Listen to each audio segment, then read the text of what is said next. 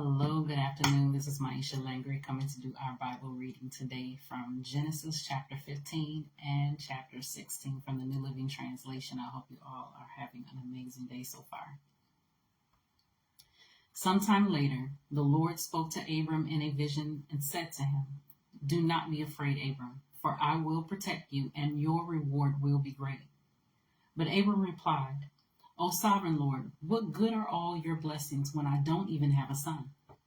Since you've given me no children, Eleazar of Damascus, a servant in my household, will inherit all my wealth. You have given me no descendants of my own, so one of my servants will be my heir." Then the Lord said to him, "No, your servant will not be your heir, for you will have a son of your own who will be your heir." Then the Lord took Abram outside and said to him, "Look up into the sky and count the stars if you can. That's how many descendants you will have."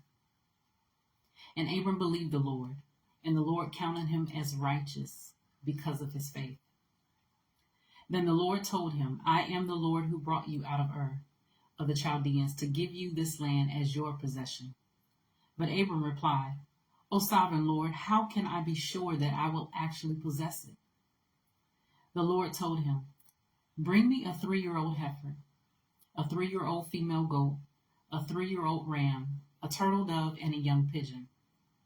So Abram presented all these to him and killed them.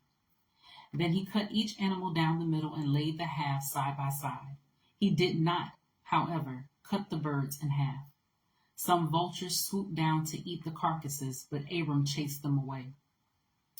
As the sun was going down, Abram fell into a deep sleep, and a terrifying darkness came down over him. Then the Lord said to Abram, "You can be sure that your descendants will be strangers in a foreign land, where they will be oppressed as slaves for 400 years. But I will punish the nation that enslaves them, and in the end they will come away with great wealth. As for you, you will die in peace and be buried at a ripe old age. After 4 generations, your descendants will return here to this land, for the sins of the Amorites do not yet warrant their destruction." After the sun went down and darkness fell, Abram saw a smoke fire pot and a flaming torch pass between the halves of the carcasses. So the Lord made a covenant with Abram that day and said, "I have given this land to your descendants, all the way from the border of Egypt to the great Euphrates River, the land now occupied by the Kenites, the Kenizzites, Cadmonites, Hittites, Perizzites, Rephaites, Amorites, Canaanites, Girgashites, and the Jebusites." And that was Genesis chapter 15, and we'll move on to Genesis 16. Hey, Mr. Larry, it's good to see you. Now Sarai, Abram's wife, had not been able to bear children for him, but she had an Egyptian servant named Hagar. So Sarai said to Abram, "The Lord has prevented me from having children. Go and sleep with my servant. Perhaps I can have children through her." And Abram agreed with Sarai's proposal. So Sarai, Abram's wife, took Hagar, the Egyptian servant, and gave her to Abram as a wife. This happened 10 years after Abram had settled in the land of Canaan. So Abram had sexual relations with Hagar, and she became pregnant. But when Hagar knew she was pregnant, she began to treat her mistress Sarai with contempt. Then Sarai said to Abram, "This is all your fault. I put my servants into your arms, but now that she's pregnant, she treats me with contempt. The Lord will show who's wrong, you or me." And Abram replied, "Look, she's your servant, so deal with her as you see fit." Then Sarai treated Hagar so harshly that she finally ran away.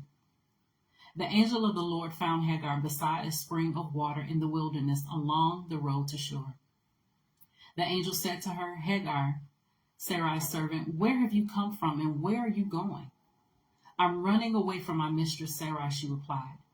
The angel of the Lord said to her, "Return to your mistress and submit to her authority." Then he added, "I will give you more descendants than you can count." And the angel also said, "You are now pregnant and will give birth to a son. You are to name him Ishmael, which means God hears. For the Lord has heard your cry of distress. This son of yours will be a wild man, as untamed as a wild donkey. He will raise his fist against everyone, and everyone will be against him. Yes, he will live in open hostility against all his relatives. Thereafter, Hagar used another name to refer to the Lord, who had spoken to her.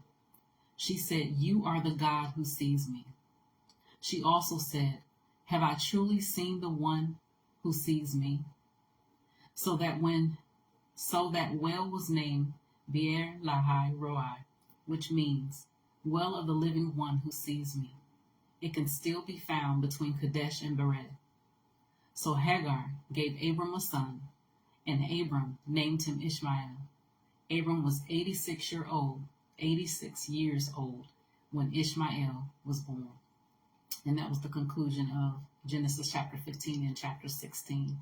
I pray that it's a blessing to you doing the reading of the word. And prayerfully, I'll see you guys tomorrow for follow-up with 17. You guys take care. God bless.